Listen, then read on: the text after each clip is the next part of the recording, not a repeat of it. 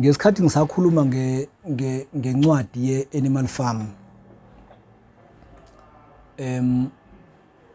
lapha ku-Animal Farm mathathu ama-political systems okukhulunywa ngawo, i-communism, i-socialism ne-capitalism. Siyazi ukuthi abanye they are not into politics, kodwa kunomehluko phakathi kwe-socialism ne-communism ne-capitalism. I-capitalism ile ebizwa ngoNxiwankulu, lapho khona kugqugquzelwa kakhulu. Ngiyakhumbula ukuthi omunye uthisha wayengifundisa wayethi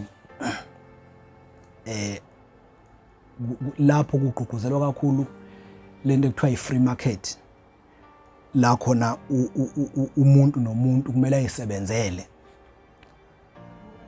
Njengoba siyaye sibone abantu abahola abamnyama kakhulukazi bebiza abelungu ngama-capitalist, ogombela kwesabo.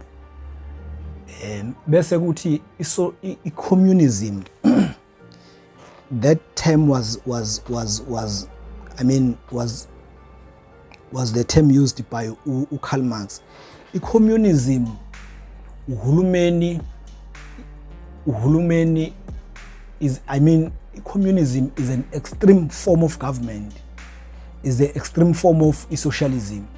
Uhulumeni wabantu okhethwe ngabantu, ozosebenzela abantu futhi. Njengoba kwenzeka nje la eSouth Africa. La eSouth Africa sikulo uhulumeni onjalo okhethwa ngabantu, osebenzela abantu, ukuthi futhi uma sesingaseneliseki ngabo ebese siyakwazi ukuthi bashintshe. But i-communism ne-socialism kucishe kufana, although i-communism i-extreme. Wayethi uKarl Marx mayechaza kwi-Communist Manifesto, wayethi i-communism isho ukuthi umuntu akadle ngokungangokulamba kwakhe ebese esebenza ngokungangamandla akhe. Hayi ukuthi umuntu, wayichaza kanjalo uKarl Marx, ukuthi umuntu akadle ngokungangokulamba kwakhe ebese esebenza ngokungangamandla akhe. Kanti kwi-capitalism umuntu usebenza ngokwesikhathi esibekiwe, ukuthi amandla akho aphelala kodwa kufanele usebenze kuze kushayele isikhathi. So you are being exploited. I-capitalism is about maximizing profit at all cost. So ukuhlukanisa kanjalo lezo zinto, capitalism, i-communism, i-socialism. Kuningi nje okunye okushiwo ngabaholi bethu esigcina la emazingeni aphansi singakunderstand. Nanokuthi ke phela njengoba abaholi bethu babuye bekhulume nezilimi esingayi-understand ezinye sisemakhaya, njalo njalo. Ngiyakhumbula nje ukuthi amanye amaqembu, kukhona elinye iqembu lezepolitiki elikhuluma nge-open border policy, ukuthi ama-border, EFF is one of them. Akhona namanye in Africa athi ama-border angabebikho, ngoba ama-border are the sign yocindezelo ye-colonialism. Those are the signs ye-colonialism. Bathi abaholi phesheya awekho ama-border, ku-England, ku-Europe awekho ama-border. Uma usuka e-Europe, usuka e-France uye e-Germany, you produce no visa, and all that. Asikaze ke siye phesheya, kodwa ngoba sina ama-viewers aphesheya azokwazi ukusilekelela.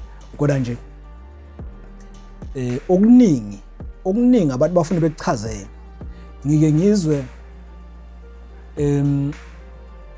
ngizwe ngikhumbula nje i-DA njoba esekhethiwe i-cabinet yase-KZN, yayise i-finance department wanikezwa i-DA. Uthe efika nje umphathiswa we-DA wavala amahhovisi our finance abe renta. Isitha siyakwazi ukwenza enhle. Ungasho nje ukuthi yini yenza ukuthi uhulumeni wabantu abamnyama ngizokuthiwa nesishamthetho lapha eMaritzburg siyarenta.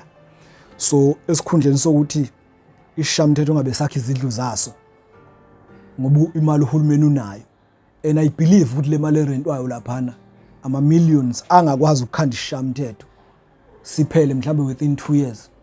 Ngiyibone lento nakumasipala uthola ukuthi kunama park homes arentiswayo, uxake ukuthi umasipala uyakhe ngani lento ngoba unayo imali and all those things. So ezinye zezinto thina emqondweni yethu sike sitshela ukuthi hey lokhu ngeke kuze kwenzeke, kodwa uthola ukuthi abanye abantu bakwenza nje kalula. Ngiyafisa ukuthi siyilandele ipolitics, singa laba nje abathi abavoti, ikakhulukazi laba bathi ayithina sisavoti. Yazi ukuthi uma ungavoti ubona uhulumeni enza into engahambisani nawe noma engekho right, ugcine nawe usuyisibukeli nje ingekho into oyenzayo ezweni lakho kanti mhlawumbe unayo into obungayenza. So ke bengithi angidlule kulento yesimo sepolitics eSouth Africa esinjengamanje, kodwa ngiyasincikise kakhulu mina kwincwadi yeAnimal Farm. Go and read. Thank you. Abanye bayebebuza ukuthi iboshwa ziyavota nejele. Ziyavota iboshwa nje. Mina nje ngokhetho luka 2014 ngavotela eNcome, ngangise medium, ngavotela eNcome medium B. Mayizovota iboshwa kuqale kufike u Department of Home Affairs uzoshayisa iboshwa amapasi. Futhi mawukuthi let's say nje ufika lapha eNcome ejele laseNcome uzoshayisa, angithi khona nensizwa zase Eastern Cape lapha, khona ezaseGoli. Uma kubonakala ukuthi ngeke abakini bekwazi ukusuka le bekulethela ipasi, ungaze kushaya usuku lokhetho ushayisa ipasi elisha, ashesha ukubuya uma kusuke kuzovotwa. Ngicabanga ukuthi nani niyakwazi lokho. Nishayisa amapasi, nifike bezonibhalisa, niregister ukuvota. Ziyadudana ke iboshwa ke isikhathi esiningi. Ziyadudana make kwathiwa nje hayi sizovotela ubani thina zonke ivotelo lo, make kwathiwa hayi sizovota kodwa ke futhi bakhona osopolitiki ngaphakathi ejele abagcina bekwazi ukuchaza ukuthi hayi this time ufuna sivotela ubani, this time asivotela ubani. Phela khona ngisho amakhansela lapha, khona ayifundiso, kodwa nje kuyavotwa. Ngelanga akhona futhi nama special votes ngaphakathi, so kuyavotwa. Ngethi ke ngoba ama party agents asuke ngekho njengangaphandle, so kukhona nje ihambeli zika IEC zivotise, kuhanjiswe kuhambeke kuyobalwa ngoba iboshwa ibali. Kanti ama party agents angiyakhumbula nje khona insizwa yakwaZulu ngapho Lunde yayiphoyisa eyabuza ukuthi indaba ngabe bekho ama party agents la, i-counting yenzeka kanjani. Kwasho ukuthi ke mawungaphakathi ayikho into osuke uzokwazi ukuthi uyibone, kodwa nje kuyavotwa. Ziyavota kakhulu. Ngangachaza ngelinye ilanga ukuthi ngiyakhumbula nje ukuthi inqawuza eyakhishwa uPresident Zuma ngo-2014 vele iboshwe iningi zayikade ivote. Angithi ezinye iboshwa phela ivoti ngokweqembu, zivotela umuntu nje. Vele iningi zalapha eNcome iboshwa zayikade ivotela yena uPresident Zuma. Zajabula ke sekhipha inqawuza, kodwa nje kuyavotwa ejele. Thank you. Ngokubona kwakho is it necessary ukuthi iboshwa zivote? Kunamuphi umthelela ukuthi iboshwa zivote? Ngoba mhlawumbe umuntu uzothi vele iboshwa isuke ziboshiwe, azazi nanokuthi kwenzakalani and stuff, abalekile namavotazo and stuff. Is it necessary for them to vote? Omunye ngabuza ukuthi kubaleke ngani ukuthi siboshwa sivote. Umuntu oboshiwe nje avote.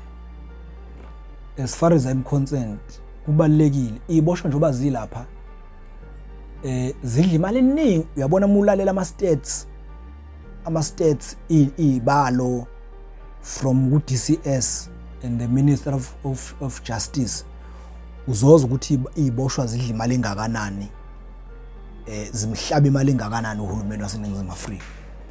So nanokuthi phela ziwumphakathi iboshwa ziningi iboshwa ungacabanga ukuthi wena ngoba ngakini wazi umuntu oyedwa nje waboshwayo ngakini endaweni nje obingaka wazi umuntu oyedwa waboshwa uzugcina usucabanga ukuthi kushuthiwe iboshwa ziningi baningi abantu insizwe ezisejele inqwaba. So imali ezidlayo kahulumeni iningi kakhulu ukuvota kwazo kunomthelela ngoba inamba yazo iboshwa zingenza ngisho inqwaba ama city mangathiwa ivotile iqembu elilodwa.